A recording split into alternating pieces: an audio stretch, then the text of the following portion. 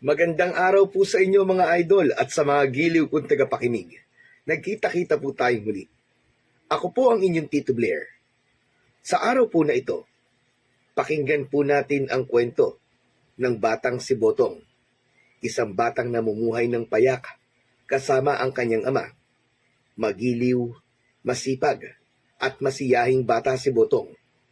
Sa pagbisita ng kanyang mga tiyuhin, matutuklasan niya ang iniingatang mutya ng kanilang pamilya.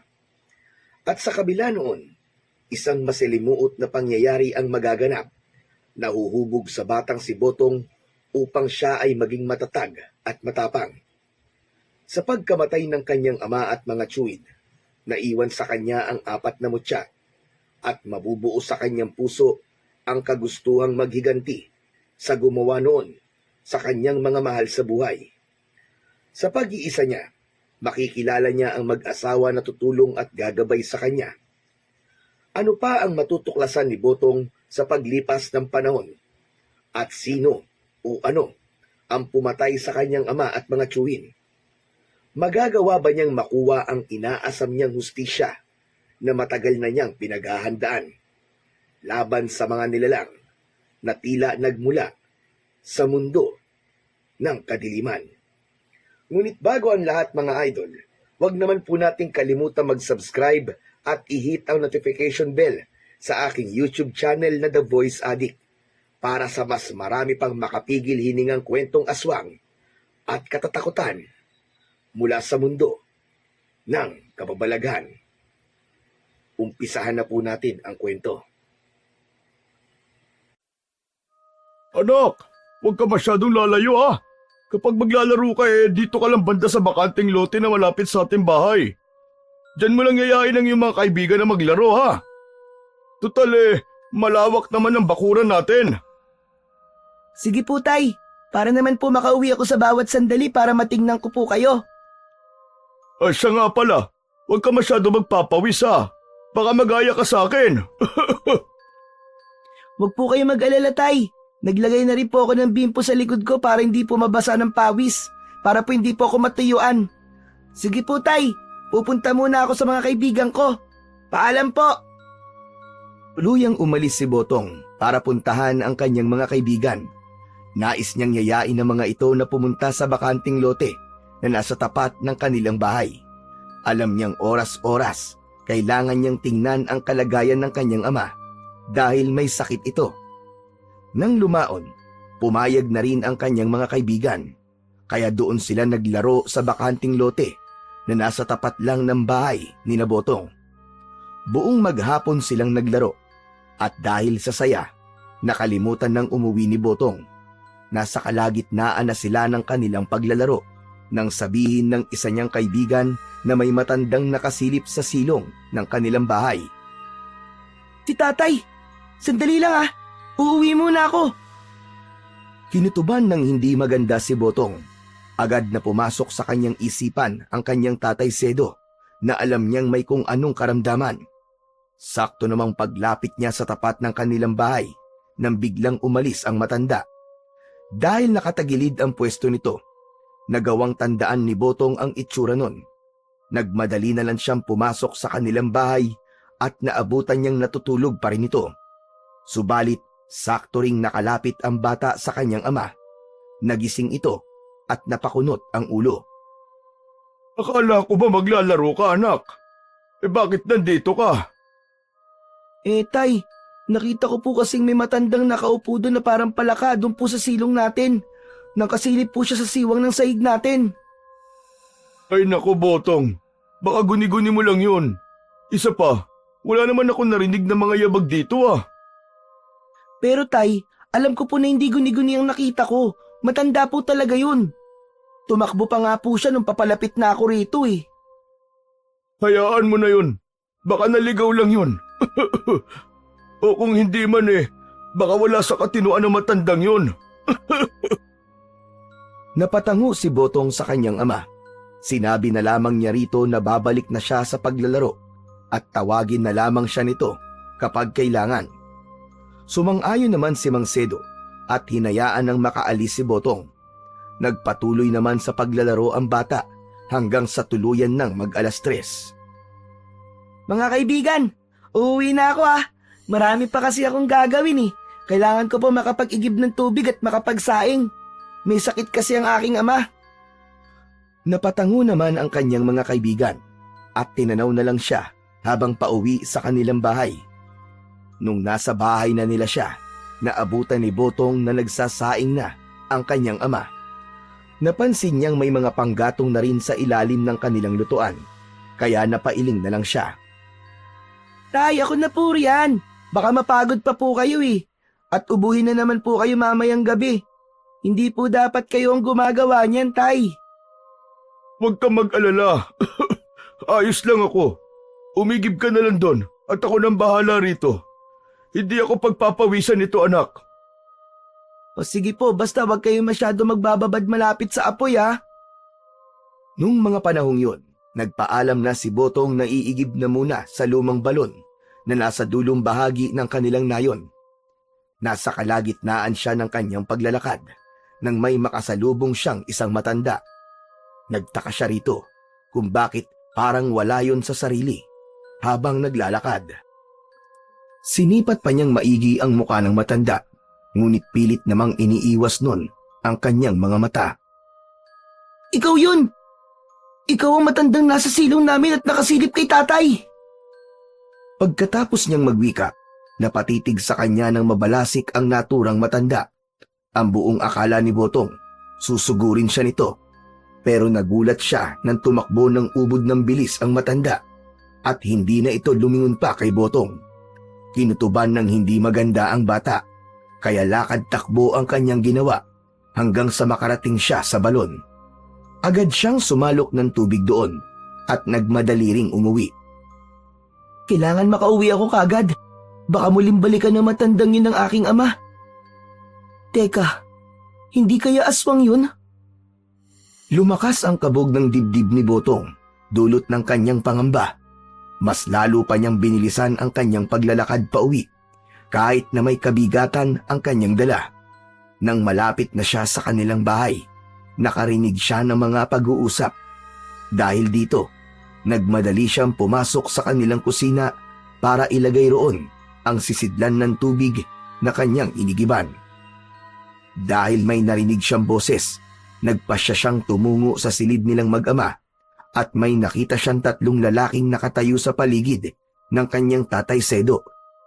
Nagtaka pa si Botong kung bakit parang biglaan ang panghihina ng kanyang ama at naisip niyang baka dahil ito sa mga ginawa niya sa maghapong yon. Ama, sino po sila? Ay, siya nga pala. Mga kapatid, ito ang inyong pamangking si Botong. Masipag na bata yan. Magandang tanghali po sa inyo. Ito ang iyong tiyo Kato. Ito naman ang iyong tiyo Manuel. At ito ang iyong tiyo Saul. Sila ay mga kapatid kong matagal na nauhalay sa akin. Ngayon, bumalik sila para sa isang misyon. Nilapitan ni Botong isa-isa ang kanyang mga tiyuhin para magmano. Nang matapos na siya, nag-usisa siya sa kanyang mga tiyuhin kung ano ang kanilang misyon. Ngunit ang kanyang ama ang sumagot. Nanatili lamang na tahimik ang kanyang mga tiyuhin habang pinagmamasdan siya. Anak, naririto sila upang puksay ng mga aswang na nambibiktima sa kabilang baryo natin. Siya nga pala, itong mga tiyuhin mo ay mga berdugo ng mga aswang. Kayo po, bakit hindi kayo naging kagaya nila? Nanunugis din po ba kayo dati ng aswang, itay? Alam mo anak, ang ganyang gawain ay iniwan ko na magmula nung magkaroon ako ng pamilya. Ayokong isakripisyo kayo ng iyong ina. Yun nga lang, maaga siyang kinuha sa atin. Kung nandirito lang sana siya. Bakit po? Wala po ba mga pamilya ang 3 kong tiyuhin? Napangiti na lang ang 3 tiyuhin ni Botong at saka napailing. Dahil sa bigat ng kanilang gampanin, mas pinili nilang wag nang mag-asawa. Marahil kung nag-asawa man sila, panigurado magiging kagaya ko rin ang kanilang kapalaran. Bakit naman po? Dahil tiyak na tutugisin sila ng mga aswang at ang kanilang mga asawa at anak ang pagbabalingan ng mga yon kung hindi nila makikita ang mga tiyo mo. Nagkwentuhan sila patungkol sa kanilang mga naging buhay. Nung malaman naman nilang nagkasakit si Sedo, nabahala ang tatlo niyang mga kapatid dahil paniguradong magiging lapitin ito ng mga aswang. Natatakot nga rin po ako mga tiyo sa kalagayan po ni tatay ngayon. Nung nakaraan nga lang po, may nahuli po akong isang matandang nakasilip sa kanya mula sa silong ng bahay po namin.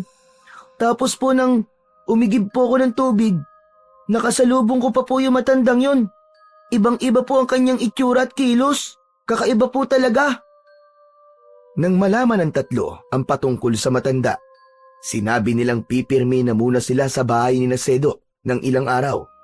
Kinakailangan nilang pangalagaan ang kanilang kapatid, lalo pa at meron itong sakit at banta mula sa mga aswang na umaaligid. Kinagabihan, pagkatapos nilang maghapunan, nagpaalam ang tatlong magkakapatid na roronda lamang sa paligid. Naiwan naman sa kanilang bahay sina Sedo at Botong habang inaantabayanan ang pagbabalik ng tatlo.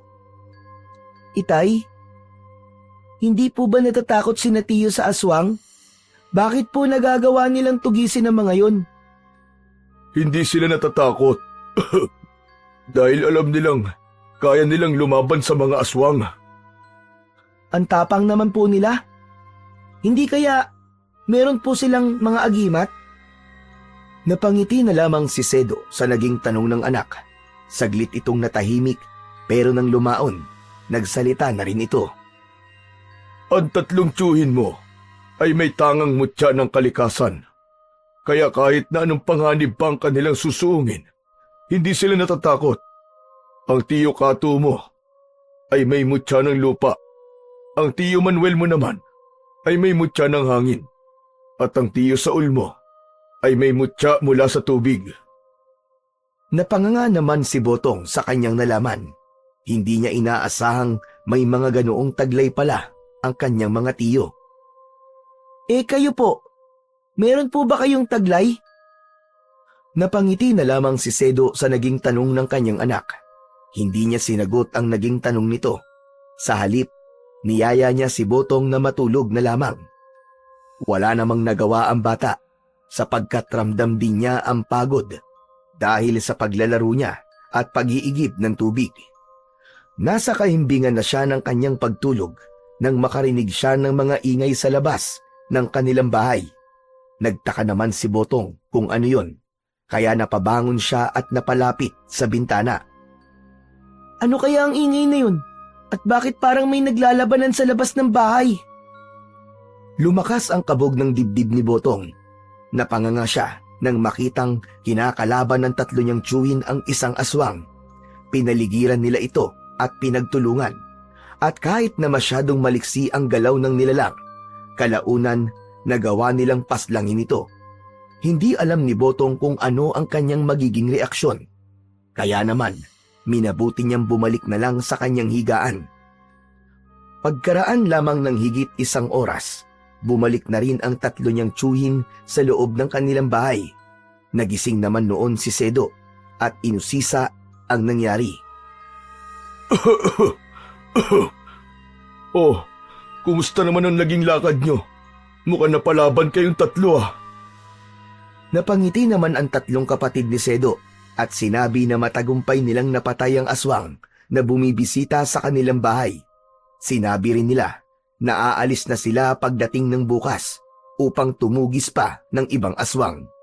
Kampante na rin silang dalawa na wala ng aswang na bibisita sa may sakit dahil matatakot na ang mga ito.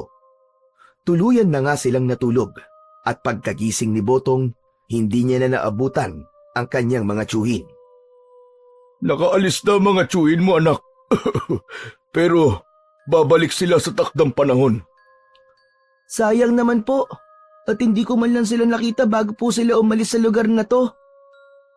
Huwag kang mag-alala, dahil darating ang panahon at muli silang babalik dito. Baka wala ng mga aswang dito sa atin, kaya mas pinili nilang lumipat na ng ibang lugar. Naging normal naman ang buhay nilang mag-ama nang wala na ang tatlong tiyuhin ni Botong. Kahit paano, unti-unti nang gumagaling ang kanyang ama mula sa karamdaman nito. Naging malakas ito at nakagagawa na ng mangilang-ngilang mabibigat na bagay. Isang gabi, habang nakahiga silang dalawa, ay pareho silang hindi makatulog. Bakit kaya kahit na anong gawin ko, hindi ako makatulog? Umuukil-kil pa rin sa aking isipan ang tatlo mong tiyuhin. Kinakabahan ako na hindi ko alam kung anong rason. Hindi kaya may masamang nangyari na sa kanila, Tay? Diyos ko, Botong, huwag kang mag-isip ng ganyan.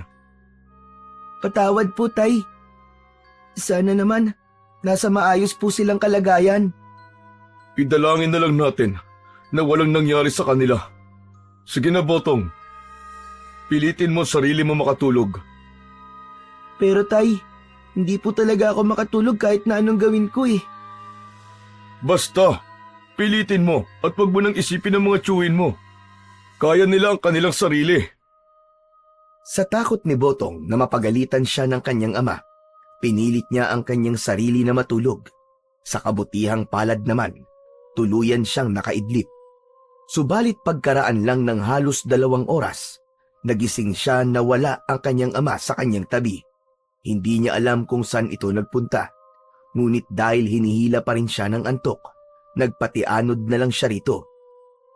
Kinabukasan, nagising siya na nakatayo ang kanyang ama sa tapat ng bintana habang nakatalikod. Tay, saan po kayo nagpunta kagabi? Nakagisnan ko po kasing wala kayo sa tabi ko eh. Nagpahangin lang ako sa labas, anak. Ganun po ba? Pero, kumusta na kaya si Tiyo? Hindi sumagot si Sedo sa kanyang anak. Nanatili itong tahimik habang nakatitig sa malayo. Napatitig na lang din sa kanyang ama si Botong at tila nagtataka sa naging kilos nito. Walang ano-ano, bigla ang nakaramdam ng matinding ginaw si Botong at sa hindi niya inaasahan, kinilabutan siya habang nakatitig sa ama niyang nakatalikod. Anak, patawarin mo ko. Patawad? Para po saan? Kasi mas pinili kong iwan ka para tulungan ang mga tiyuhin mo. Teka, Tay, hindi ko po kayo maintindihan eh. Ano po bang ibig niyong sabihin? Basta, siya nga pala. Tignan mo sa aking lagayan ng damit. Makikita mo roon ang 4 na mutya ng kalikasan. Ang mutya namin ng iyong mga tiyuhin. Tay, hindi ko po talaga kayo maintindihan. Ano po bang ibig niyong sabihin, Tay?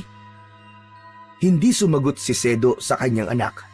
Sa halip, marahan itong napaharap kay Botong. Saktong pagkaharap niya, halos mapaigtad ang bata nang makita niyang hindi klaro ang muka ng kanyang ama at parang binura ito. Ano po nangyayari sa inyo, Tay? Mahirap ipaliwanag, anak. Pero lagi mong tatandaan, kahit nasaan man ako mapadpad, babantayan kita. Mapatawad mo sana ako. Habang nagsasalita si Sedo, unti-unting nagkaroon ng liwanag sa paligid ng kanyang katawan. Kinutuban ng hindi maganda si Botong, kaya nagmadali siyang yumakap sa kanyang ama. Halos manindig ang lahat ng mga balahibo niya sa kanyang katawan, nang sa hindi niya inaasahan, yumakap lamang siya sa hangin. Napatingala siya sa kanyang ama at napansin niyang naging malungkot ang mukha nito. Wala na ako, anak. Patay na ako. Isa na lamang akong kaluluwa. Tatay! Bakit? Ano po nangyari at namatay kayo? Bakit niyo po ako iniwan? Patawad, anak. Patawarin mo ko. Hindi ko inaakalang malakas ang aming makakasagupa. Ang 4 na mutya namin magkakapatid. Nasa lagayan ng damit ko. Kunin mo yon at ingatang maigi, anak. Darating ang araw at pag-iinteresan yun ng mga aswang na pumatay sa aming 4. Ingatan mo at gamitin sa kabutihan. Masusunod po, Tay. Iingatan ko po ang sinasabi niyong mga mutya. Habang nasa ganoong sitwasyon, mas lalo pang binalot ng liwanag si Sedo hanggang sa hindi na nakita ni Botong ang kanyang ama dahil tuluyan na itong nilamon ng liwanag. Napahagulgul na lang ang bata dahil sa kanyang panlulumo at kalungkutan. Hindi niya inaakalang yun na ang kanyang madadatnan pagkagising niya ng umagang yun. Hindi niya alam kung paano magpatuloy sa kanyang buhay dahil batid niyang mag-isa na lamang siya, nasusuong sa lahat ng bagay. Ang mga mutya, yun na lamang ang natitirang alaala sa akin ni Ama at ng aking mga tiyuhin. Napatakbo si Botong patungo sa tapat ng aparador kung saan nakatago ang mga damit ng kanyang ama. Pagkarating niya roon, biglaang nanginig ang kanyang mga kalamnan. Pakiramdam niya ay may kuryenteng dumaloy sa kanyang buong katawan. Tiningnan niya ang mga damit ng kanyang ama at napanganga na lang si Botong nang makita niya ang 4 na mutyang naroroon. Ang mutya ng apoy, tubig, hangin at lupa. Totoo nga sinabi ni tatay. Narito nga mga mutya. Nung una, nag-aalangan pa si Botong na hawakan yun. Ngunit habang tumatagal ang pagtitig niya ron, tila hinihikayat siya ng 4 na mutya para hawakan sila.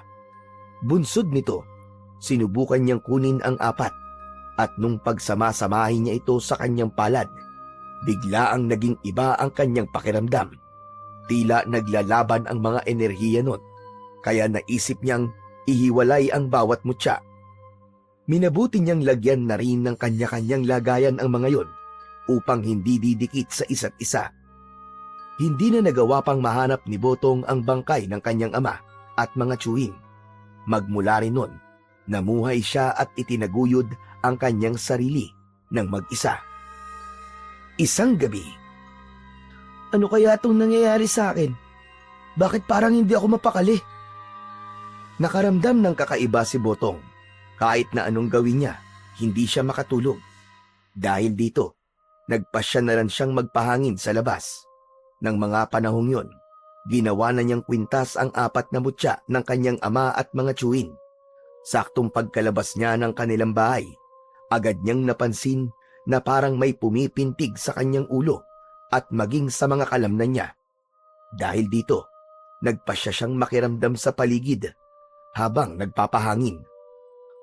Ano kayang meron sa bahaging yan ng sagingan? Parang may mga tao nagtatago riyan at nakamasid dito ah. Dulot ng kanyang pagkakuryoso, marahan siyang naglakad doon. Alam niyang dahil sa tinataglay niyang mutya ng tubig at lupa, magkakaroon siya ng bertud ng tagabulag.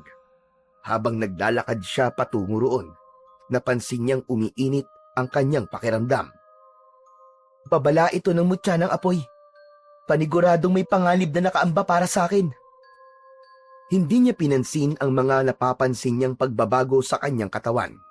Nagpatuloy siya sa kanyang paglalakad hanggang sa makarating siya sa tapat ng sagingan. Akmang papasok na sana siya roon nang sa hindi niya inaasahan. Nakarinig siya ng pagkaluskos na animoy tumatakas. Hinayaan na lamang niya yon, pero nang makita niya ang nilalang na tumatakbo palayo, naisipan niyang sundan ito.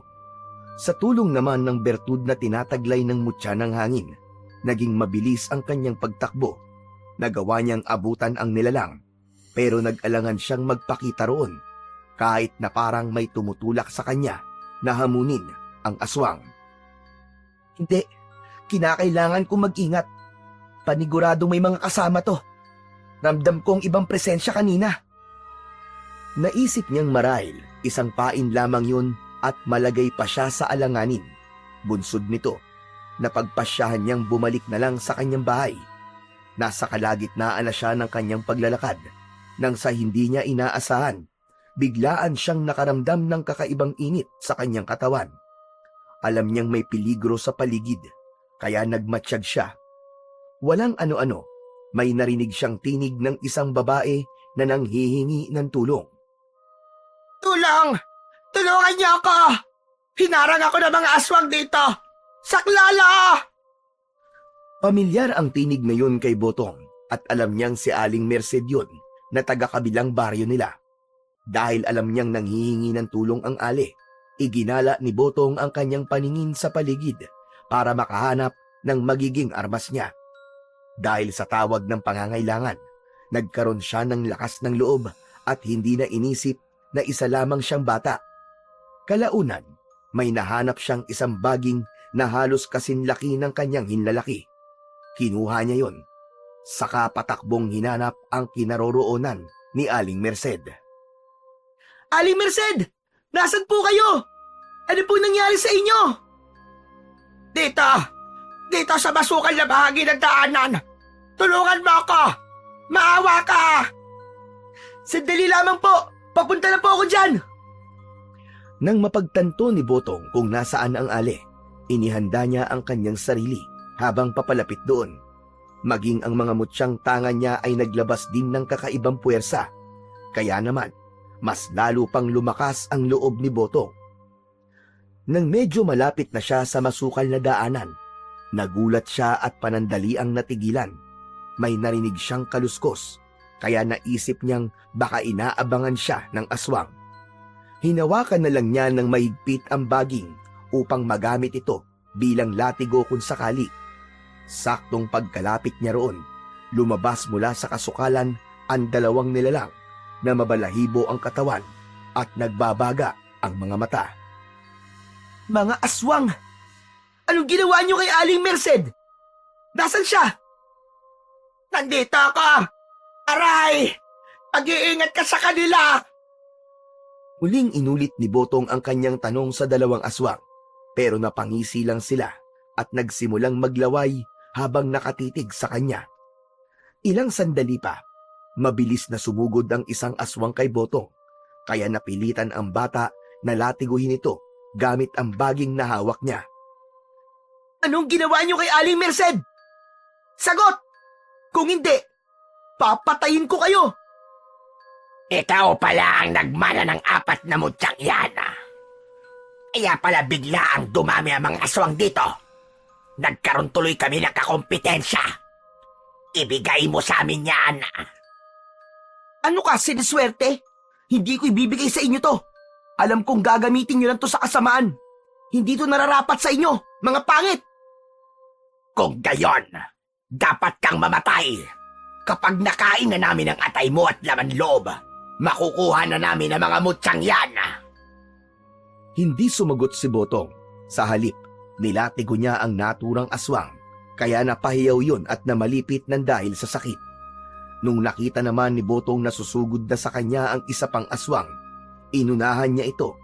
Buong lakas niyang hinagupit yun at tinamaan ito sa kaliwang mata. Ayun na bata, umalis na tayo rito. Baka kumapano pa tayo. Sandali lang po! Hindi nagawang lumapit ni Botong sa kinaroroonan ng Ali. Biglaan siyang nilapitan ng dalawa at inambahang susunggaban. Subalit, nasa ganoong sitwasyon sila nang sa hindi nila inaasahan. Nagliwanag bigla ang mutya ng apoy at parang naging isa itong maliit na bolang apoy. Sa hindi inaasahan ni Botong, nasilaw ang dalawang aswang sa liwanag na nagmumula roon. Kaya nagkaroon siya ng pagkakataon para tumakas. Lumapit siya sa kinaroroonan ni Aling Merced at napagtanto niyang buntis pala ito. Hindi na po sana kayo umuwi ng ganitong oras, Aling Merced. Alam naman po niyo na delikado ang daan ngayon. Marami po mga aswang na kumakalat sa paligid. Hindi ko rin kasi akalain na gagabihin ako. Nawili kasi ako sa pakikipagkwentuhan sa aking mga kaibigan. Teka, hindi ba't ikaw ang anak ni Sedo? Hindi pa ba umuuwi ang tatay mo? Napatango na lang si Botong. Biglaan siyang nalungkot sa naging tanong ng Ali at hindi niya alam kung paano ito sasagutin. Saka na lang po natin pag-usapan yan. Kailangan makaalis na po tayo rito dahil panandalian lang po ang pagkabulag ng dalawang aswang na yon. Alam mo, manang-mana ka talaga sa tatay mo. Ang tapang mo, iho. Wala po ako mapagpipilian kung hindi ang maging matapang. Kung magiging mahina po ako rin po ang talo. Napatango si Aling Merced sa tinura ng bata. Sinabi rin nitong mas mainam ngayon habang wala pa ang kanyang ama. Habang inaalalayan ni Botong ang ale, nakarinig sila ng pagkaluskos sa kanilang likuran. Nilingon yun ng bata at nagulat siya nang makita ang dalawang aswang na mabilis na lumalapit sa kanila. Seryoso at mabalasik ang mga mukha nito, kaya nabahala si Botong. Tumabi po muna kayo, Aling Merced. Ako na pong bahala sa dalawang yan. Ag-iingat ka, iho!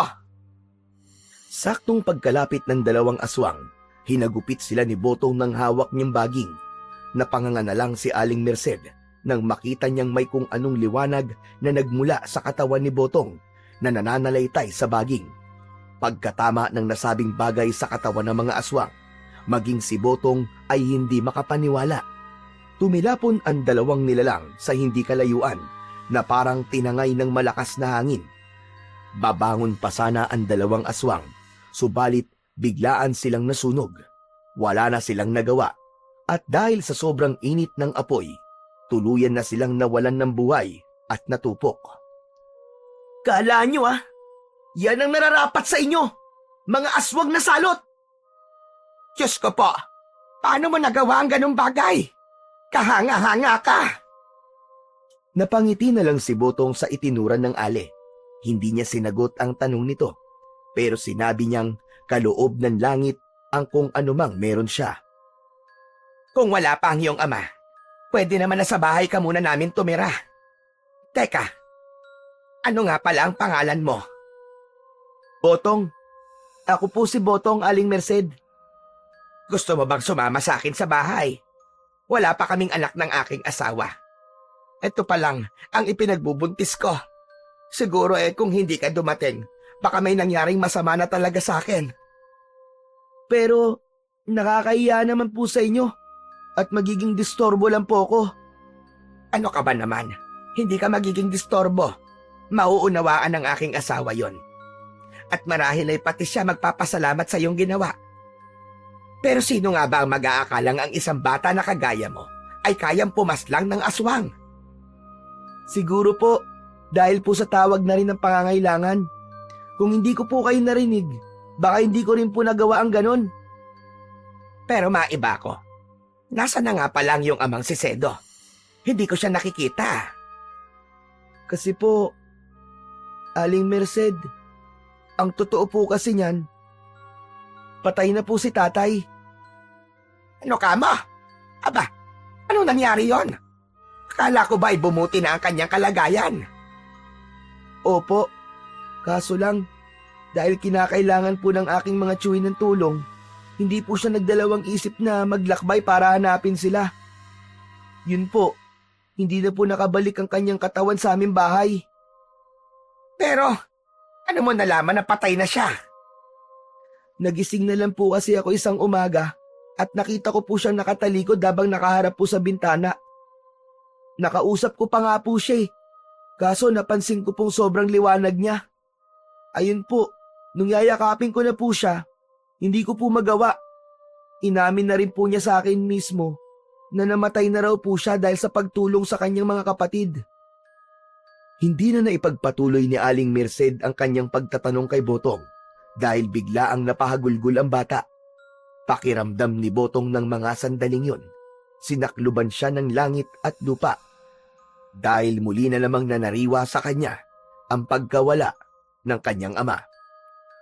Inalo na lang din siya ni Aling Merced at sinabi na aampunin niya ito para hindi na ito magiging mag-isa sa buhay. Sumama ka na lang sa akin at ituturing ka naming parang sarili naming anak. Kung yan po ang gusto nyo, nahihiyaman po ako sige po. Sasama po ako sa inyo. O siya sige, pero dapat ang itatawag mo sa akin ay nanay, samantalang ang Mang Raul mo naman ay Tatay Raul. Sige po, Nanay Merced. Umuwi silang dalawa patungo sa bahay ni Aling Merced. Nung naroroon na sila, nagtaka pa si Mang Raul na asawa niya kung bakit umuwi pa ito ng ganung oras. Sana doon ka na lang natulog. Alam mo naman delikado ang panahon ngayon Abay, hindi ko rin kasi akalaing gagabihin ako sa daan Ay siya nga pala Raul. Ito ang anak ni Sedo, si Botong. Oh, Botong, kumusta ang tatay mo? Ano nga pala sadya mo rito? Wala na po si tatay. Namatay na po siya. Kaya't magmula ngayon, Raul, dito na siya titira sa atin. Tayo na ang magsisilbi niyang mga magulang. Ipinaliwanag ni Aling Merced sa kanyang asawa kung ano ang nangyari. Ganun na lang din ang pagpapasalamat ni Mang Raul kay Botong dahil sa pagliligtas nito sa buhay ng kanyang asawa. Dahil sa nangyari, pumayag si Mang Raul sa kung anumang sinabi ni Aling Merced sa kanya. Inampon nila si Botong, itinuring nila itong tunay na anak at itinuring din sila ng bata bilang mga tunay na mga magulang. Magmula noon, unti-unting napupunan na rin ang kakulangang nararamdaman ni Botong sa kanyang puso. Hindi rin lingid sa mag-asawa ang pagkakaroon niya ng mutya.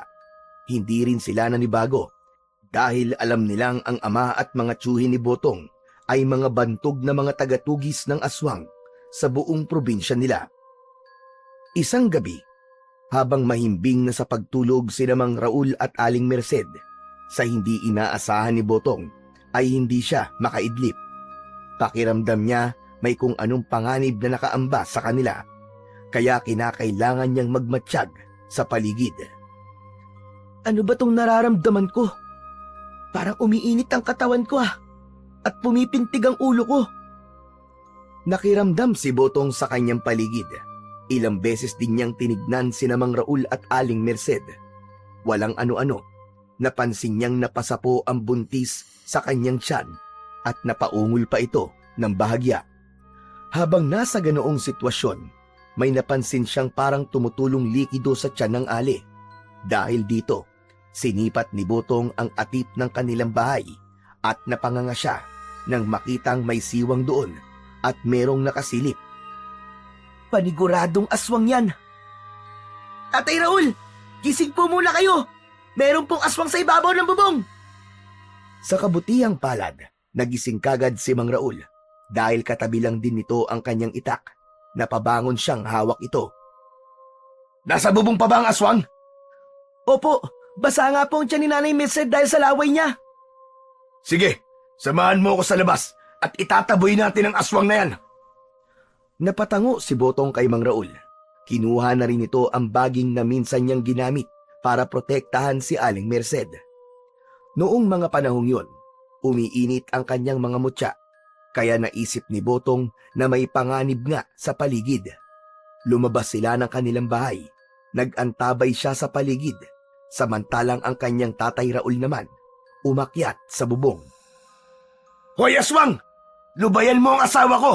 Kung hindi, dito ka sa bubong na to mamamatay! Iwinasiwas ni Mang Raul ang kanyang itak habang marahang lumalapit sa kinaroroonan ng aswang. Tumigil naman ang nilalang na yun sa kanyang ginagawa at humarap ito kay Mang Raul. Hindi naman natinag ang asawa ni Aling Merced at nagpatuloy ito sa paglapit sa aswang habang inihahanda ang kanyang itak. Walang ano-ano, bigla ang napaatras ang aswang, saka lumundag ito paibaba. Botong! Naririyan na ang aswang! Opo, Tatay Raul, kaharap ko po siya ngayon. Bumaba ka na lang po rito para hindi siya makatakas. Saktong pagkabagsak ng aswang sa lupa, mabilis siyang nilapitan ni Botong nang makita naman niya ang mutya ng bata. Napangisi ang aswang at animoy nananabik na makuha yon. Subalit ng ilang hakbang na lang ang layo niya mula kay Botong, nilatigo ito ng bata. Napaungol ang aswang dahil sa paghagupit sa kanya ni Botong at nabalisa pa iyon na parang may kung anong hindi magandang nangyayari sa kanya. Muli pa sana itong susugod pero bago pa man magawa yun ng aswang, uminit na ng gusto ang mga mutya ni Botong. Pagkalatigo nito sa aswang, may dumaloy na malakas na puwersa mula sa kanyang mga mutya patungo sa latigong baging niya. Ito ang bagay sa'yo! Hindi ka na dapat nagpunta rito para aswangin si Nanay Merced! Buong lakas na nilatigo ni Botong ang aswang, kaya tumilapon ito sa hindi kalayuan. Lalapitan pa sana niya yon upang alamin kung ano na ang naging kalagayan nito. Ngunit bago pa man siya makalapit, ay sumabog na ang aswang. Paano mo nagawa yun, anak? Sobrang lakas mo ah. Hindi ka basta-basta bata. Hindi ko po alam, Tay. Wala naman pong nagturo sa akin. Siguro po yung nangyayari yun kapag talagang may taong nangangailangan ng tulong. Pambihira. Talagang tunay nga ang mutya mo, Botong.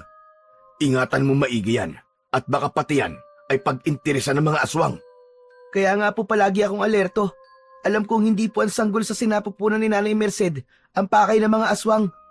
Marahil ay itong mutya ko. Pero hindi po ako papayag na makuha nila to. Ang mga ito lang po ang pamana sa akin ni tatay at ng mga chewing ko.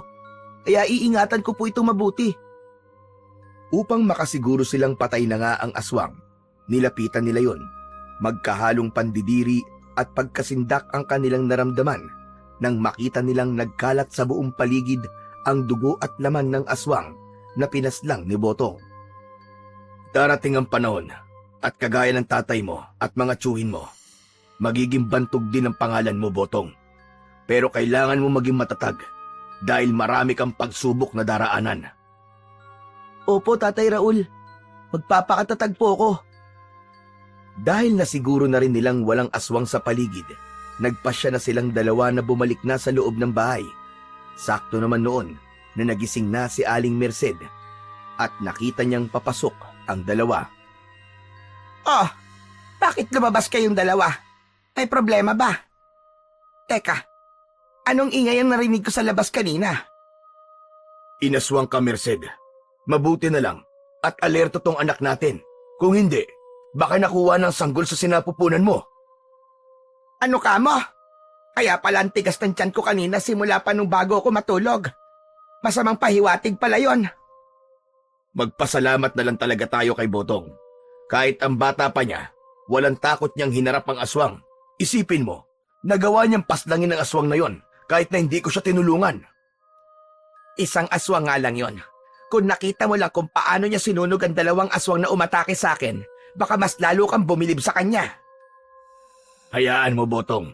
Bilang gantimpala, bukas na bukas din, tutungo tayo sa bayan.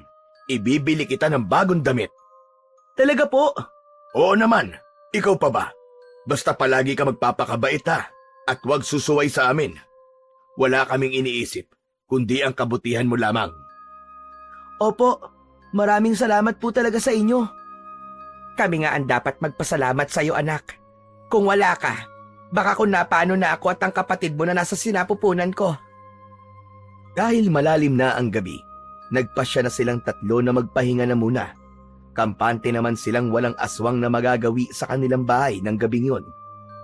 Kinabukasan, nagising sina Botong nung mga bandang 4:00 ng madaling araw. Sinabihan kagad siya ni Mang Raul na maghanda na para makapunta na sila sa bayan.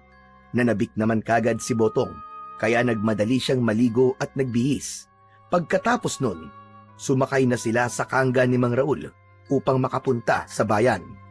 Kailangan nilang umalis ng maaga para hindi sila tanghaliin. Nasa kalagitnaan na sila ng kanilang paglalakbay patungo sa bayan nang sa hindi inaasahan ni Botong, nakaramdam siya ng kakaibang init sa kanyang katawan. Tatay Raul, mas maigi po siguro kung liliis po tayo ng daanan. Hindi kasi maganda ang kutob ko sa daraanan natin to eh. Sige, akong bahala. Medyo mas malayo nga lang ang dadaanan natin. Pero ayos lang yon. Hindi kasi maganda ang kutob ko. Parang may pangalib na nakaabang sa atin. Medyo madilim pa ang paligid. Kaya hindi natin malalaman kung ano naghihintay sa atin doon. Kaya siguro pati itong kalabaw ko, parang nababalisa na rin. Buti't sinabi mo. Nagpatuloy sila sa kanilang paglalakbay patungo sa bayan.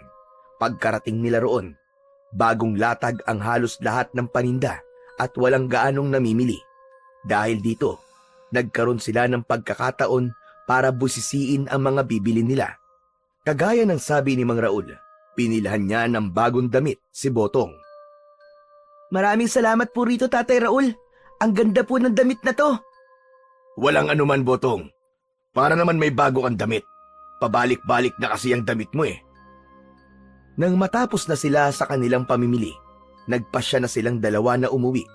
Muli silang sumakay sa kangga at nagsimula ng maglakbay patungo sa kanilang baryo. Nang malapit na sila sa daanan kung saan sila lumihis nung patungong bayan, pareho silang nagtaka kung bakit may mga taong naroroon. Dahil dito, minabuti nilang dalawa na mag-usisa muna kung ano ang naroroon. Huwag ka nang tumingin, Botong. May bangkay ng lalaki. Wakwak ang tiyan at wala ng mga lamang loob.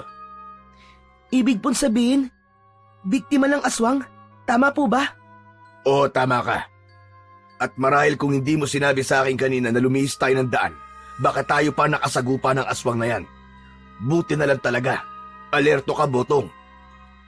Kaya po pala sobrang init ng mutya ko kanina. May nakaamba palang pangalib sa atin. Minabuti nilang dalawa na magpatuloy na sa pag-uwi sa kanilang nayon. Nang madaanan nila ang bangkay, sinubukan pang silipin yun ni Botong.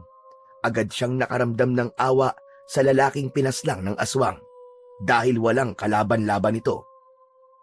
Kailangan may gawin ako.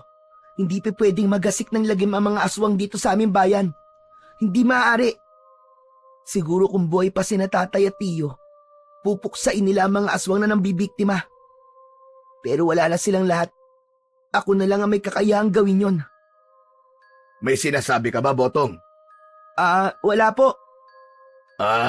Akala ko kasi may kung ano kang binubulong eh. Nagpatuloy sila sa kanilang paglalakad hanggang sa makarating na sila sa kanilang nayon. Dahil gising na si Aling Merced, nakapaghanda na ito ng kanilang agahan. Ipinakita naman ni na Botong ang kanilang pinamili at natuwa naman ang ale. Sa susunod, kapag ako naman na mamamalengke, bibilan din kita ng damit. Talaga po, Nanay Merced? Oo naman, bakit ang tatay Raul mo lang ba may kakayahang ibili ka ng damit? Hindi naman po. Salamat po sa inyo Kahit na hindi niyo po ako tunay na anak, itinuring niyo pa rin po akong kadugo. Huwag mong isiping hindi ka namin kadugo. Sa mga puso namin, anak ka namin ng Nanay Merced mo. Napangiti si Botong sa sinabi ng kanyang tatay Raul. Napayakap na lang siya sa dalawa at nagpasalamat. Matapos ang maikli nilang usapan, nagpasya silang kumain na muna ng agahan. Pagkatapos nito, sumama at tumulong si Botong kay Mang Raul sa bukid hanggang sa dumating ang hapon. Kailangan umuwi na tayo. Hapon at ilang sandali na lamang magdidilim na ang paligid. Delikado ang panahon ngayon. Alam mo naman yun, Botong. Oo nga po Paniguradong may mga gumagalang aswang ngayon sa mga kanayunan. Yan nga ang problema. Kaya kailangan talaga natin mag-ingat. Humanda talaga sa akin ang mga aswang na yun. Hindi ko sila aatrasan kung makakasagupa ko sila. Huwag mo nang asamin na makasagupa sila. Piliin mo na lang ang tahimik na buhay. Hindi mo lang alam kung gaano kahirap ang napagdaanan ng mga tsuin at ng tatay mo nung sila'y nabubuhay pa. Bakit po? Alam po ba niyo mga naging karanasan nila? Panandali ang naging tahimik si Mang Raul sa naging tanong ni Botong. Bumuntong hininga ito, saka napatitig sa malayo. Hindi mo na itatanong. Magkakasama kami dati. Pero kagaya ng tatay mo, mas pinili ko magkaroon ng tahimik na buhay. Siguro, ngayong wala na ang iyong ama, responsibilidad na kita bilang dating kasamaan niya.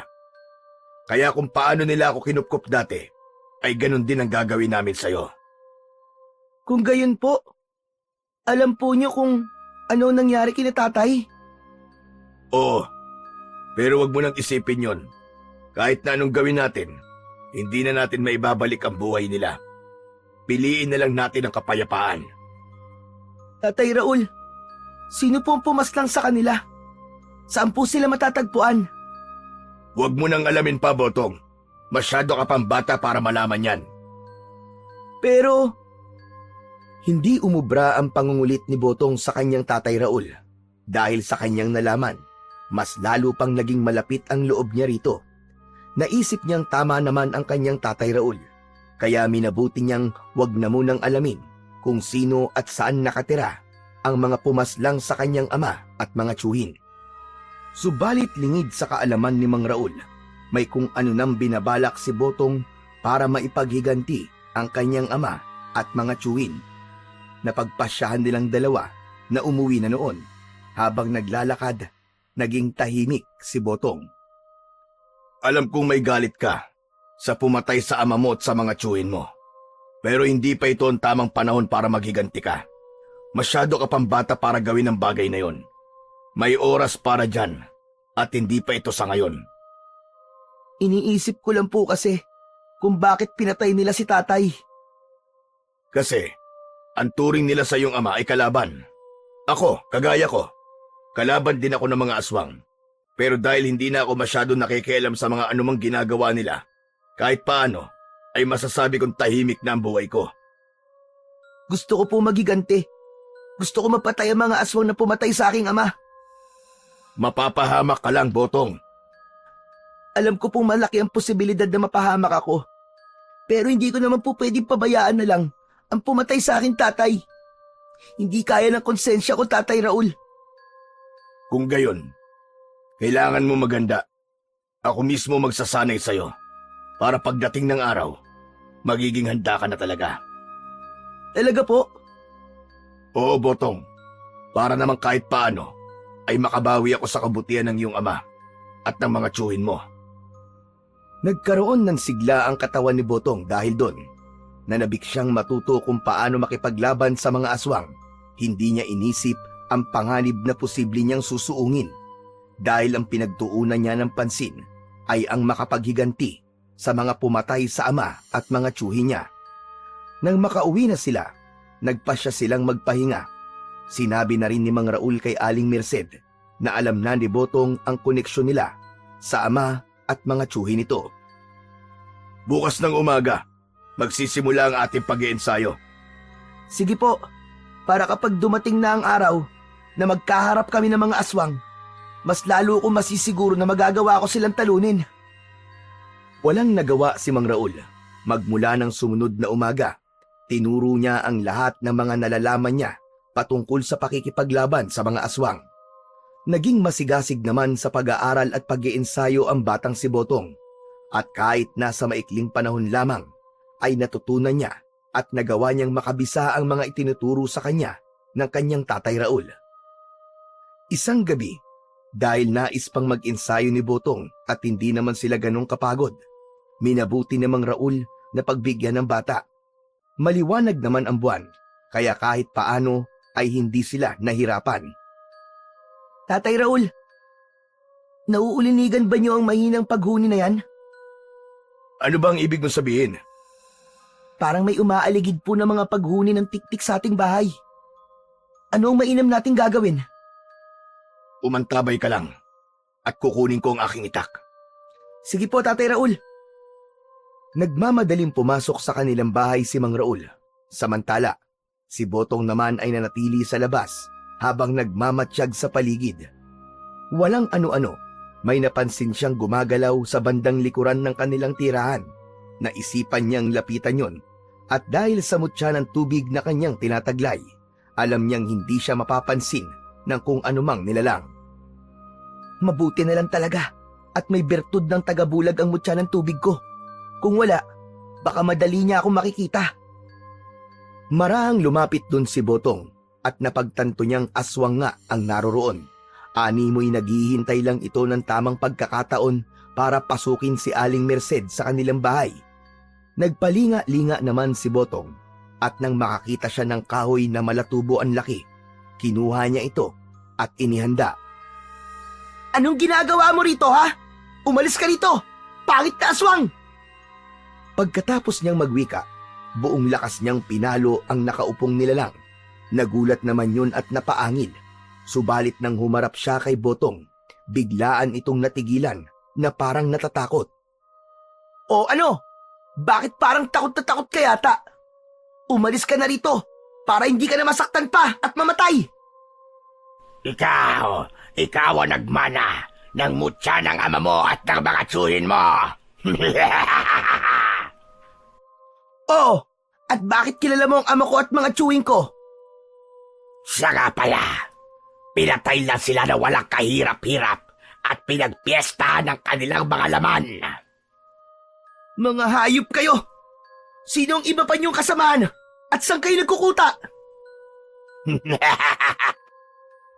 Bakit ko naman sasabihin sa'yo? Nandito ako para kunin ang sanggol na naaamoy ko at hindi para sagutin ang mga katanungan mo.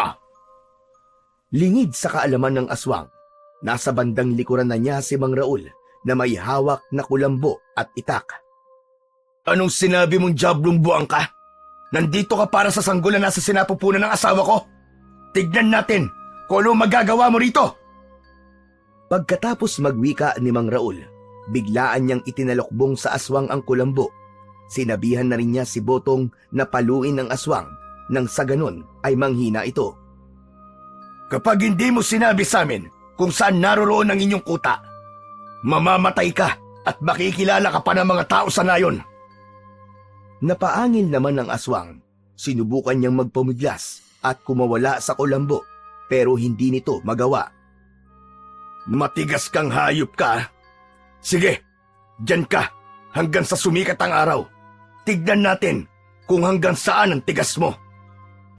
Hindi niyo ako mapapamin. Patayin man niyo ako. Darating ang panahon at makukuha ng ibang aswang ang mutyang yan. Saka uubusin nila kayo. Nung una, nagmatigas ang aswang. Subalit nang makita niyang seryoso sina Botong at Mang Raul, napapatayin siya. Natakot din ito at nang lumaon ay itinuro na rin kung saan naroroon ang mga kasama nitong aswang. Sige na, sasabihin ko na. Sa paanan ng bundok, doon sila nagtatago. Doon ang kuta namin. Nagbigay pa ng direksyon ng aswang na yon at nang mapagtanto nila Botong at Mang Raul na nagsasabi ng totoo ang aswang, nagpasya silang dalawa na patayin ito at itapon sa rumaragasang tubig ng ilog ang kanyang bangkay. Tatay Raul, ako na lang po tutungo sa kuta ng mga aswang. Bantayan niyo na lamang po si Nanay Merced at baka kung ano pa po ang mangyari sa kanya. Kaya mo ba, Botong? Opo, alam ko po sa akin sarili na sapat na po ang mga natutunan ko sa inyo. Hindi na po ako dapat mag-aksaya ng panahon. Noong mga panahong yon, nagpaalam si Botong sa mga taong tumatayong magulang niya. Nabahala man sila dahil bata pa ito, pero nangako siyang walang mangyayaring masama sa kanya. Huwag po kayo mag-alala, Nanay Merced, Tatay Raul. Alam kong hindi ako pababayaan ng aking mga mutya. Siguro, ginagabayan din po ako ni na tatay at mga tiyo ko. Walang nagawa ang mag-asawa kundi ang payagan si Botong sa kanyang binabalak. Pinaalalahanan na lang nila itong mag-ingat sa kanyang gagawin. Malaki rin ang tiwala ni Mang Raul sa bata na kaya niyang ubusin ang mga aswang dahil may tinatago itong lakas na nagmumula sa 4 na mutyang tangan niya. Hindi na rin inaksaya pa ni Botong ang kanyang oras at nagsimula na siyang maglakbay.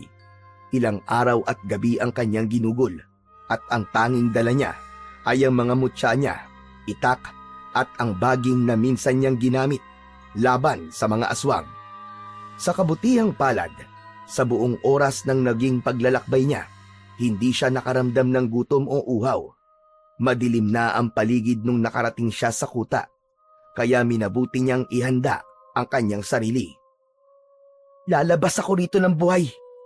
Ipaghihiganti ko ang aking ama at mga tiyuhin. Sa tulong ng bertud ng tagabulag, nakapasok siya sa kuta ng mga aswang. Dahil alam niyang hindi siya pwedeng mag-aksaya ng panahon, kinuha ni Botong ang isang sulo at walang pagdadalawang isip na siniliban ang mga kubo roon.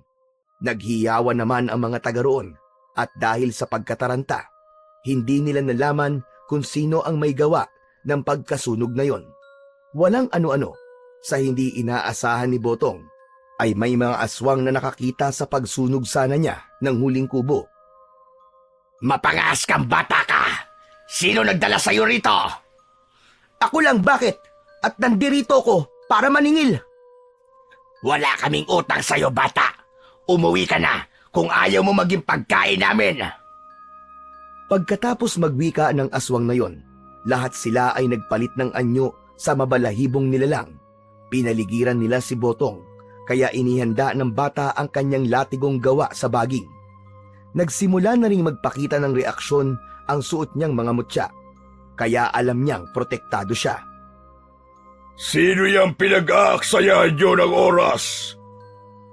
Napayuko ang mga aswang bilang pagsaludo, kaya ibinaling ni Botong ang kanyang pansin sa paparating. Napalunok siya ng kanyang laway, pero kahit katiting ay hindi siya nakaramdam ng takot.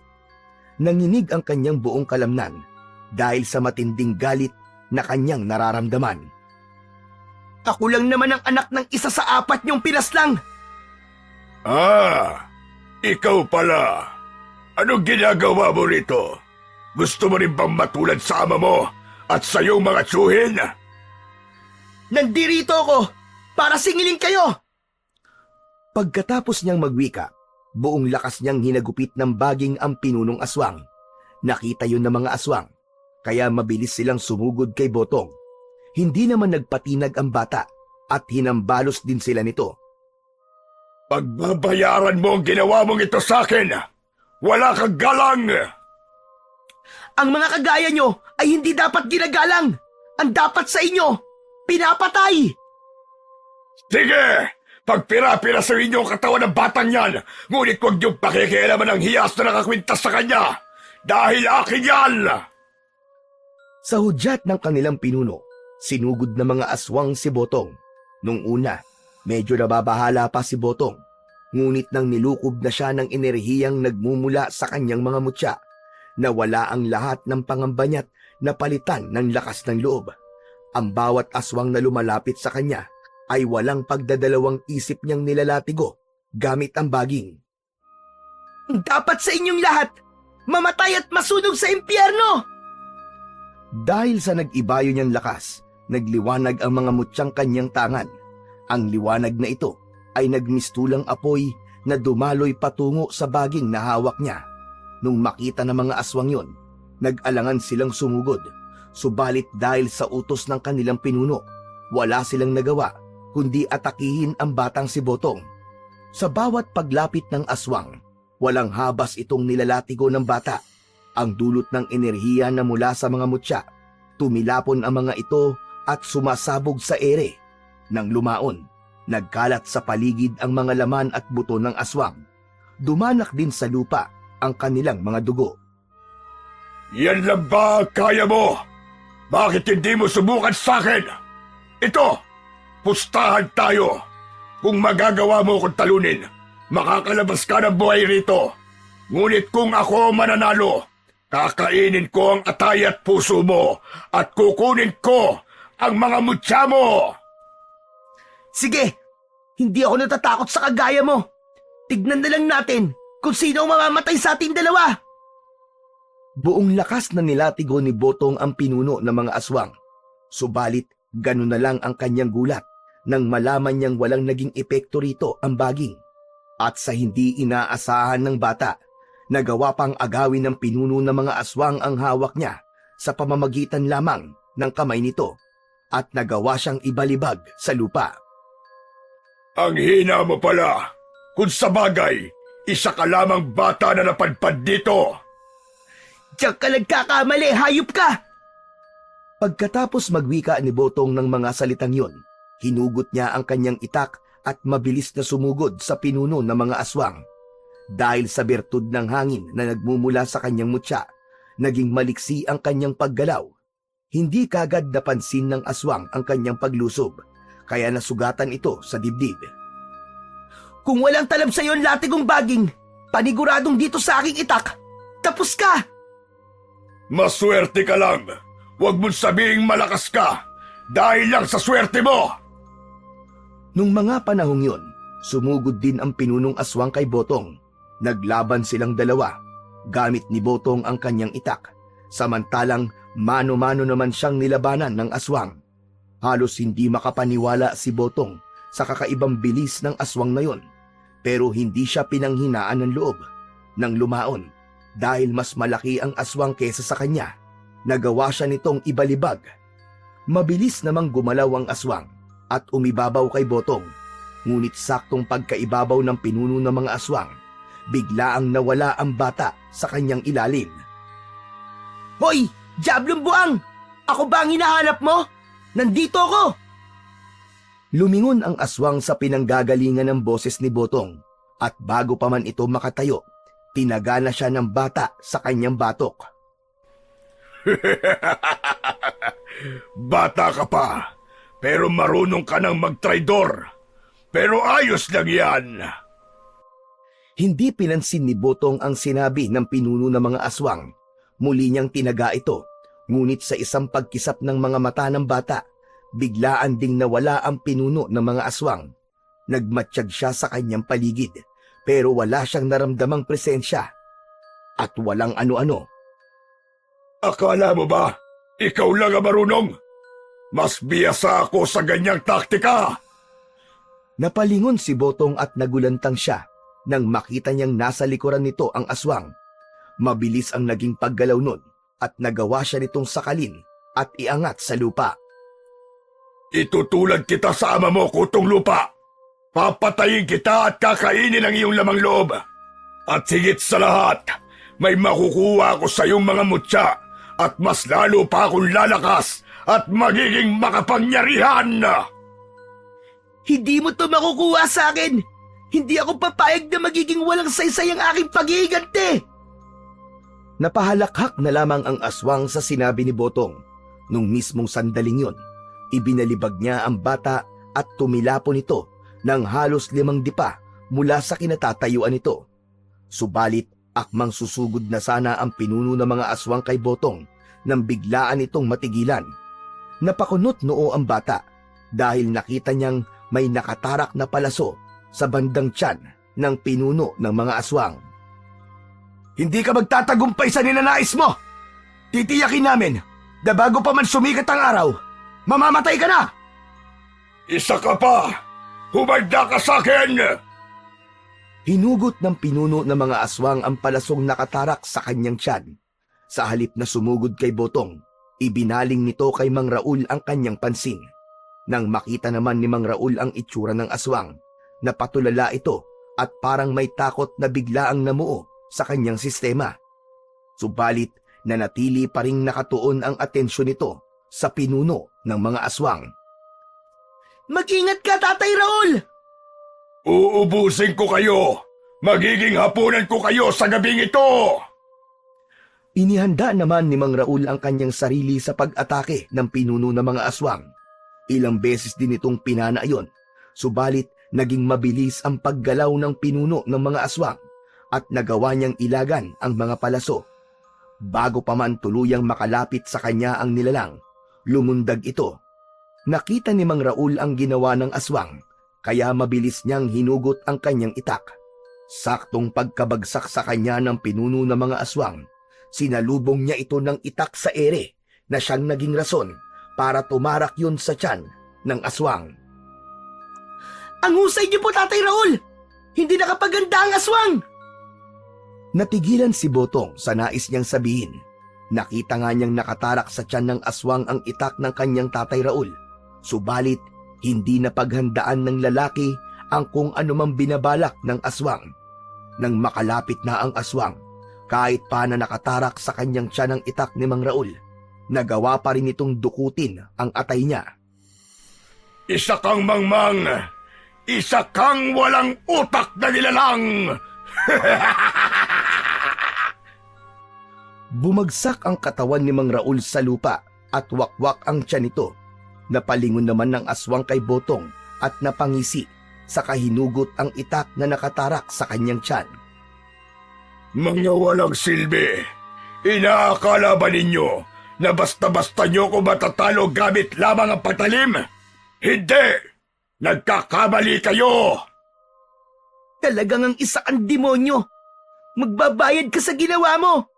Hindi ako titigil hanggat hindi ka napapatay! Dinampot ni Botong ang kanyang itak at mabilis na sumugod sa kinatatayuan ng pinuno ng mga aswang. Napahalakhak na lang yun at nang malapit na sana ang bata sa kanya, nagulat ito nang biglaang nawala ang pinuno ng mga aswang.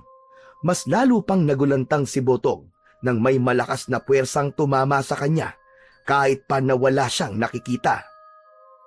Yan pala ang larong gusto mo, ha? Tingnan natin! Ginamit na rin niya ang bertud ng tagabulag at sa tulong ng iba pa niyang tangang mutya, nagawa niyang makita ang pinuno ng mga aswang.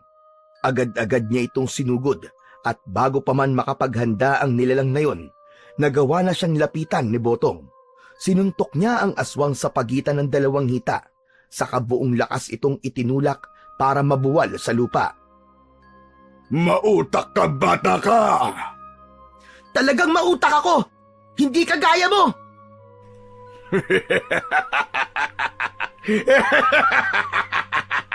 Sa ating dalawa, ikaw ang may murang isipan. Kaya kung tutusin, mas may dunong ako sa'yo! Gunggong! Nang mga panahong yon, napakuyom ng kanyang palad si Botong. Humugot siya ng kanyang lakas at bago pa man makalapag ang aswang, buong lakas niyang sinuntok ito. Dahil sa puwersang dumaloy sa kanyang kamao, nag-ibayo ang kanyang lakas. Ito ang nararapat sa'yo! Saktong pagkasuntok ni Botong sa pinuno ng mga aswang na nasa ilalim niya, biglaan siyang nakarinig ng pagtawa sa kanyang likuran. Ganun na lang ang pagkagulat niya nang mapagtanto niyang mga tuyong dahon lamang pala ang kanyang sinuntok. Dahil sa lakas niya at sa bisa ng bertud ng apoy, nasunog ang mga dahon.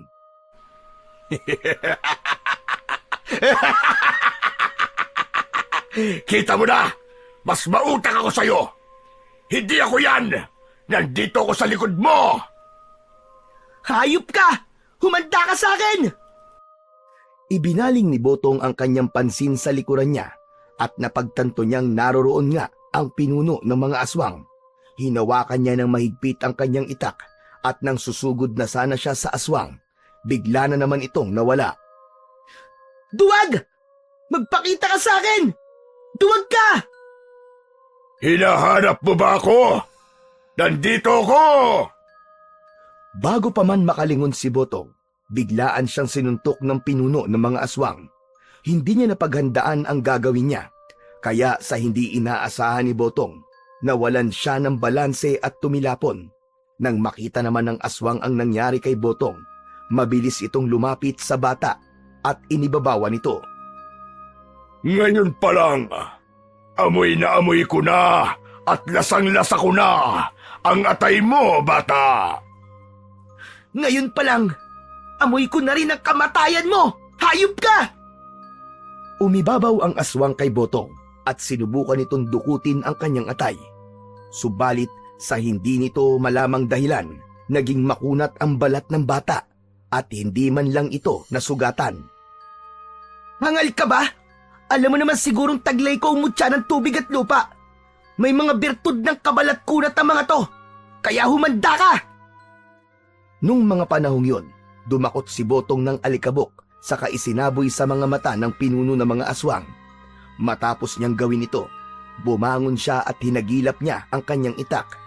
Nang makita niya ang kanyang itak, muli siyang lumapit sa pinuno ng mga aswang na nagwawala dahil sa pagkapuwing. Pilyo ka, bata ka! Napakapilyo mo! Humanda ka sa akin! Ikaw ang humanda!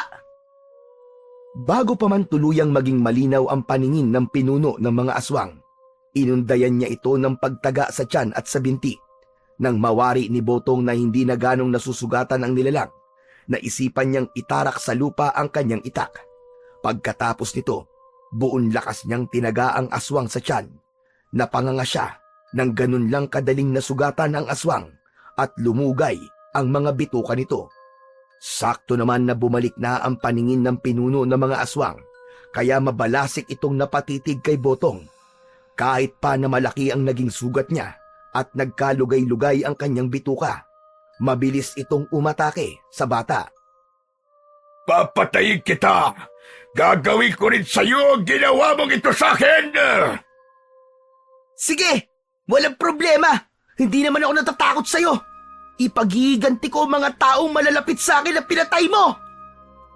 Mabilis na sinunggaban ng aswang si Botong. Nagpambuno silang dalawa at kahit pa nasubukang hugutin ng bata ang bituka ng aswang, animoy naging baliwala lang ito sa kanya. Habang nasa ganoong sitwasyon, walang pagdadalawang isip na binuhat ng aswang si Botong sa kabuong lakas na ibinalibag sa lupa. Napaungol ang bata dahil doon, pero hindi ito sumuko. Muli sana siyang sasakalin ng aswang at bubuhatin, ngunit nagawa niyang makadakot ng lupa. Saktong pagkanganga ng aswang, buong lakas at walang takot na isinalampak ni Botong ang lupang nadakot niya sa bunganga nito. Napaangil ang pinuno ng mga aswang dahil doon, kaya buong lakas niyang sinuntok si Botong. Dahil sa kanyang ginawa, nawalan ng malay ang bata.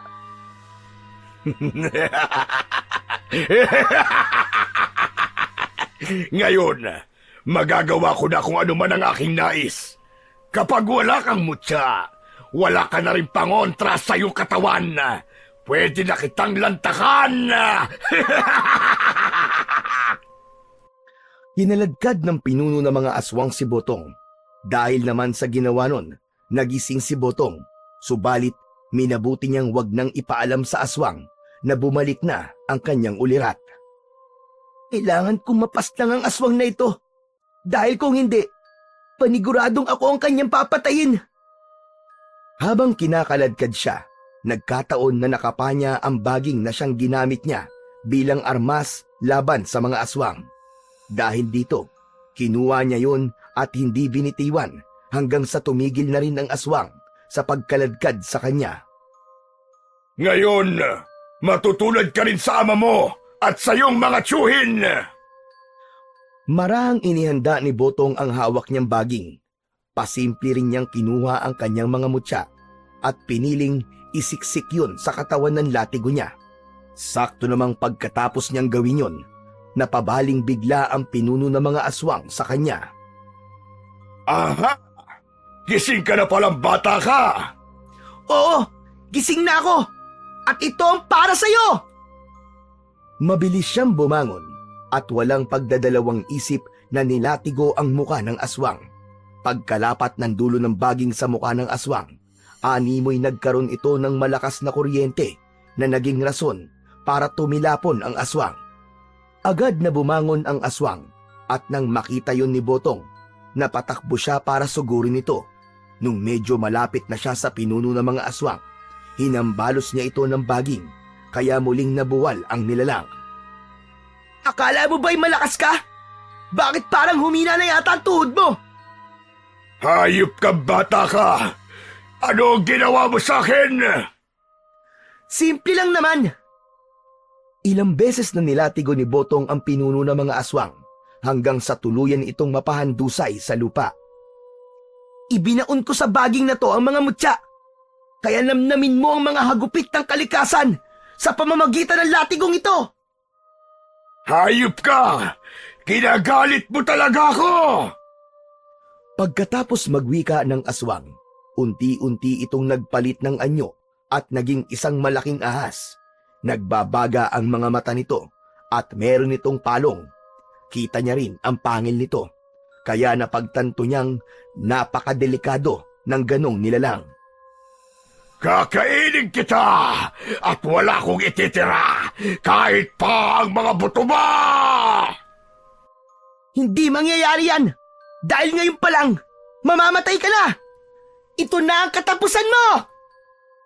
Humugot ng buong lakas niya si Botong at binalak niyang itarak sa katawan ng dambuhalang ahas ang bahagi ng baging na hawak niya. Subalit ganoon na lamang ang kanyang pagkagulat nang bigla siyang nilulun ng ahas na yun. Palabasin mo ako rito! Hoy! Iluwa mo ako rito! Pilit siyang kumakawala, ngunit hindi niya magawa dahil napakadulas ng lalamunan ng ahas. Ilang sandali pa, unti-unti siyang dumausdos. Alam ni Botong na katapusan na niya ng mga panahong yun. Subalit nakita niya sa balat ng tiyan ng naturang nilalang ang mukha ng kanyang ama at mga tiyo. Napakapit siya roon para hindi siya madaling mahulog. Hindi ako pwedeng sumuko. Ipaghihiganti ko kayo kahit na ano pa man ang mangyari. Nang mga sandaling yon, naisipan niyang itapon ang hawak niyang baging sa likidong naroroon sa tiyan ng ahas. Hindi man niya alam kung ano ang magiging kahihinatnan nito, pero isinugal niya ang kanyang huling alas. Nang mahulog na niya ang baging sa mainit na likidong naroroon, bigla yung bumula at tila nag-alboroto yun. Napansin din ni Botong na nagwawala ang aswang, kaya kumapit siya ng maigi para hindi siya dumiretso sa likidong nasa tiyan ng ahas. Walang ano-ano, bigla ang sumabog ng malakas ang ahas, kaya nakawala siya roon. Tapos na. Naipaghiganti ko na kayo, Ama. Nagawa ko na, mga tiyo. Tatay Raul. Ngayon, wala na ang aswang na pumaslang sa inyo. Bumangon siya at tiningnan ang katawan ng aswang. Napailing na lamang siya nang mapagtanto niyang nagkalasog-lasog pala ito. Nang makita niya ang 4 na mutya, dinampot niya yon, saka nagpasalamat ng buong puso. Mga mutya ng kalikasan. Kung di dahil sa inyo, ay baka namatay na ako at hindi ko magagawang ipaghiganti ang pagkamatay ng ama ko at ng mga tiyuhin ko. Maraming salamat.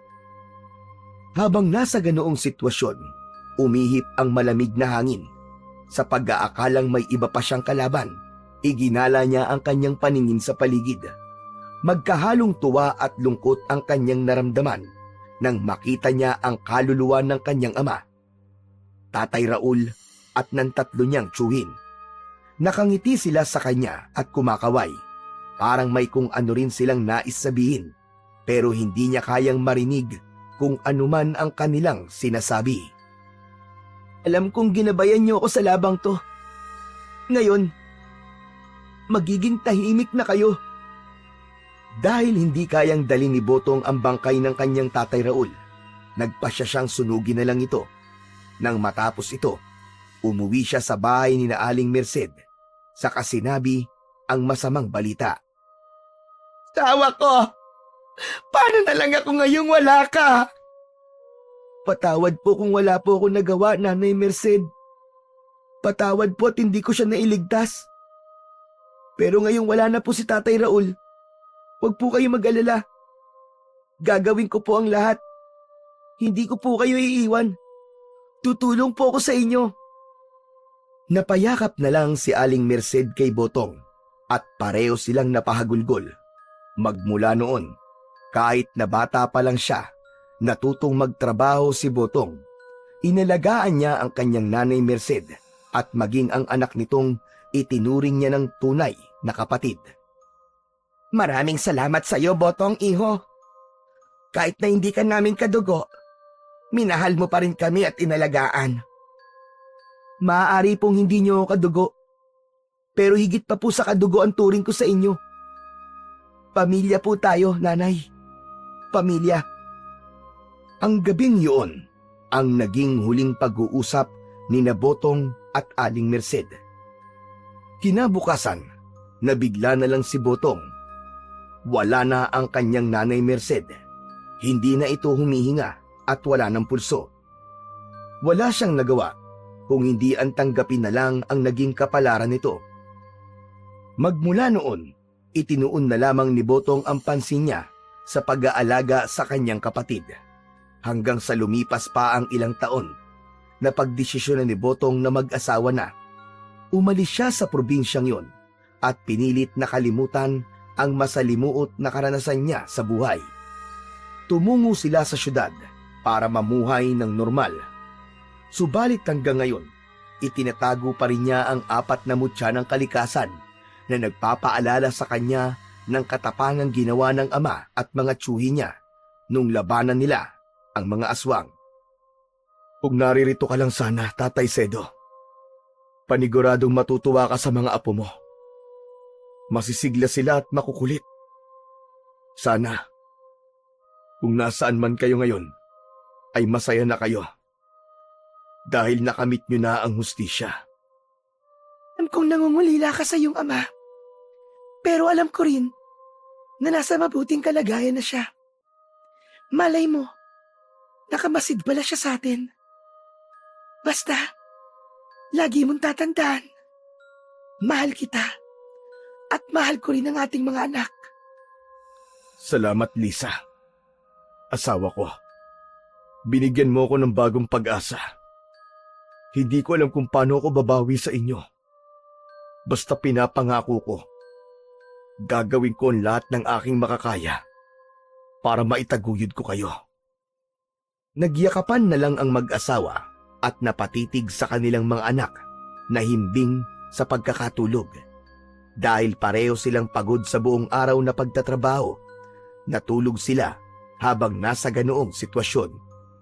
Kahit paano, napawi ang pangungulila ni Botong dahil sa kanyang asawa at mga anak. Hanggang sa paglipas ng mga taon, lumaking malulusog at malalakas ang 4 na anak ni Botong at Lisa. Wala ring aswang pa ang gumambala o sumunod sa kanila sa syudad. Tumanda na rin ang mag-asawa, pero sariwa pa rin kay Botong ang alaala ng pakikipaglaban niya sa mga aswang. At para mapangalagaan ang 4 na mutya, ipinamana niya ito sa kanyang mga anak at itinuro sa mga yun ang taglay na kapangyarihan ng bawat isa. Upang nang sa gayon ay maipagtanggol nila ang kanilang sarili laban sa masasamang loob at wala ring makapagsasabi kung kailan muli babalik ang mga aswang na muling maghahasik ng kasamaan at kilabot sa taong bayan. Naniniwala si Botong na sa pamamagitan ng 4 na mutya ng kalikasan na ipinamana niya sa kanyang 4 na anak, ay palaging mangingibabaw ang kabutihan at hustisya laban sa kasamaan tungo sa kapayapaan.